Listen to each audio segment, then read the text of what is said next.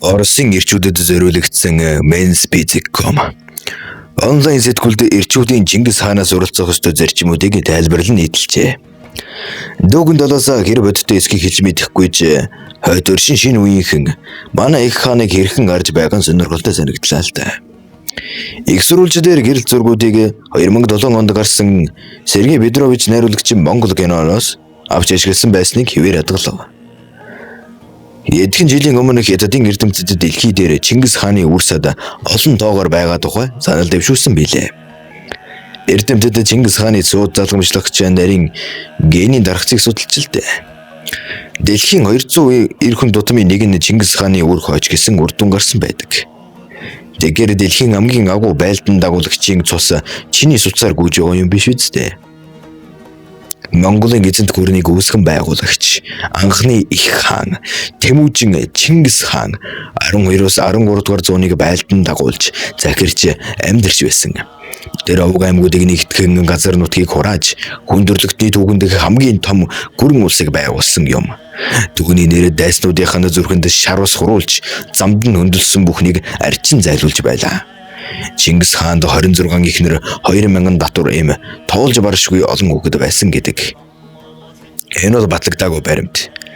Чингис хаан өөрийн амьдарч байсан цаг үеийнхээ баатар нь байсан. Тэр хайргас эрцгий өршөөлгүй арга залтай нэгэн байсан.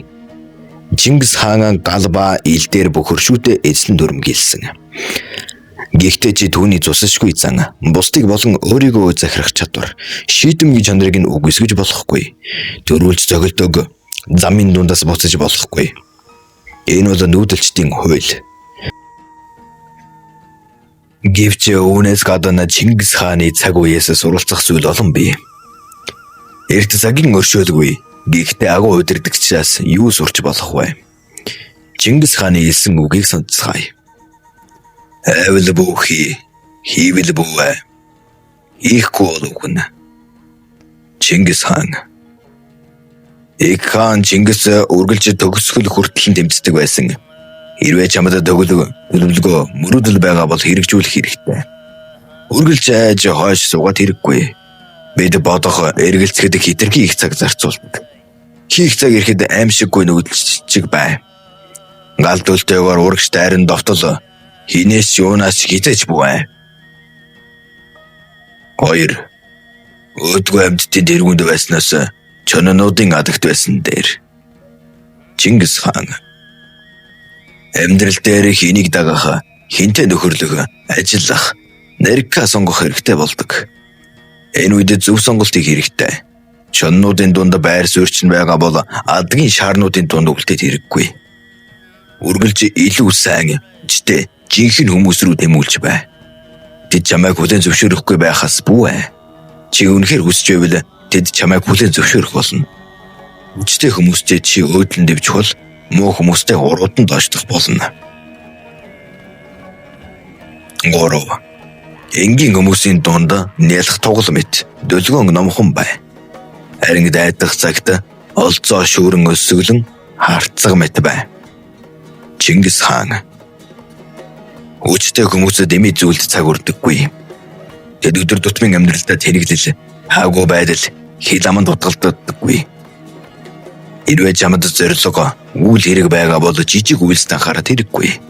Сул хүмүүсээс ирэх ховжив, шүүмж, дог дохуу зэрэг таагүй зүйлсийг тоолгүй өнгөрөө. Хэрвээ аахар шахар юм болгонтой зурлаад байвал чи зорилгодоо хүрэхгүй. Намайг чигцээр байх болно.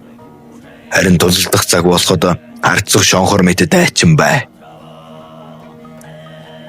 4. Би бол тэнгэрийн гисгээл. Хэрвээ чи гисгээгдэх нүүл хийгээгүй бол тэнгэр чамайг миний өмнө шийтгүүлэхээр илгээхгүй байсан. Чингис хаан. 100% эр хүн бай. Чи бол тоглоом биш, жаахан хөөхд биш, харин дайчин. Шийдвэрлэх цаг ирэхэд зоригтой, шантаршгүй бай. Яг Монгол борт шиг зорилгодоо хүрэх замд тохиолдох саад бүрийг арчин хай. Тэр зорилго чинь ажил хэрэгээс эхлээд хайр дурлал хүртэл юу ч үж болно. 5. Хүмүүс огтудаа муу үйл хийж хүн алж хүрээ талдаг. Сархад үүнийг эзэмсэн мэдлэг чадвараас нь салгаж ажил үйлсийн замд саад дотор болдог. Чингис хаан архи тамиг мансуурала залхуурала компьютерийн дом бол өнөөдрийн хамгийн өргөн дарахсан орд зуншлууд. Гаранглага, порн, секс, инстаграм. Эдгээр нь бүгд чамайг зорилго мөрөөдлөөс ч салгана. Өөртөө зориулж зохиомол саад дотор босоод хэрэггүй. Хим хэмжээг нь тааруулж сур. Угаасаа хин хэмжээг нь тааруулна гэж байдаггүй юм. 6. Хэрвээ хэлэг үг чинь ядаж 3 мэрэгэн үнийг хэлсэнтэй таарч байвал хаанч хэдэн ч удаа ярьж болно. Харин эсрэг тохиолдолд дуугүй байсан нь дээр. Чингис хаан өөрийн үг яриагаа хянаж сур. Өнөө цагт олон үний ярих нь хийцэн байгаа ч чи тэдний нэг болоод хэрэггүй. Жингэн дайчин хүн хэлсэн үг бүртээ хариуцлага хүлээх чадвартай байдаг. Тэр дэмиж яштаггүй. Түүний үг зүгээр нэг аваа биш. 7. Шинэ үндэд танилцж шинэ газар үзэх аялал шиг сайхан зүйл байхгүй. Чингис хаан ээлд далайж хөрш газар орон олон хүн ардыг иргэшээлтэд оруулсан. Гэвч шинэ газар үзэх шинэ хүн ардад танилцах нь түүний сэтгэлийг татдаг байлаа. Амьдралын нэг сайхан даашаал бол аялал. Аялан явсаар нүд нэгдэж амьдралыг илүү сайхан ойлгоно. Ингэснээр чи юмсыг өөрөөр харахыг суралцсан. Шинэ газар, хот, соёл, уламжлал, хүмүүс. Цаг хугацааны амжилтаар үйл явдлаар ус аяллаар хэмжигддэг. Энэ бол чамд эргээд дурсагдах үнэт зүйлс юм. 8. Жаргах улаан наран дор талдундуур хаа нэг тийш зорин давхах хүн.